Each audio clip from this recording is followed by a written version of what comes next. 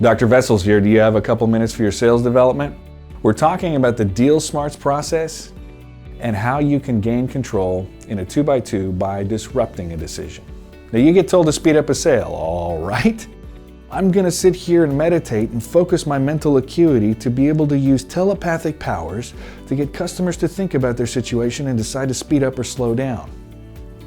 That's a great idea, or you could link to the two reliable and effective ways that you can use to speed up or slow down a sale. They do not require mental telepathy. They are reframing the decision and disrupting the decision. Now, disrupting the decision is easy to do, but it requires significant skill and planning to do right. We want to disrupt for control, not for chaos. A tap on the head regains focus rather than causing tears in a beeline for mommy. When a disruption works, it gets the customer to say, "What? I knew it. We need to really rethink this." Bingo. Aiming your disruption and making sure it lands correctly takes skill. It's like a firearm. You can handle it, but you'd better know what you're doing. It has to be balanced. You have to stop forward action and start action in a different direction at the same time. It's like a pivot.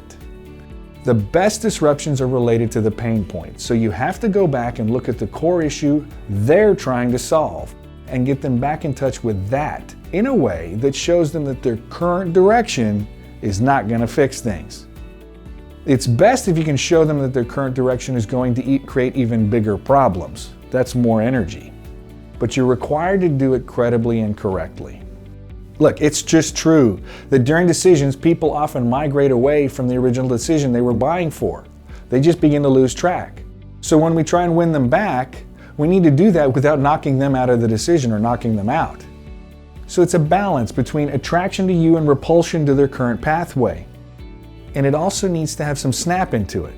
So let's try and give you an example of how that works, okay? Let's start with a pain for the customer. Line up your product or your service and make sure that it's addressing the main pain point. Then look at related pain points or distractions that your customer's busy fixating on and map how your product or service touches those. Plan your attack based on the core pain point and make sure that you've covered all the related pain points, at least where you're good enough. Now look for some landmines and gaps where the alternative they're looking for could cause them serious harm or difficulty. Select the best one and highlight it. The best ones are those that cause a pivot instead of an explosion. Look, here's an example.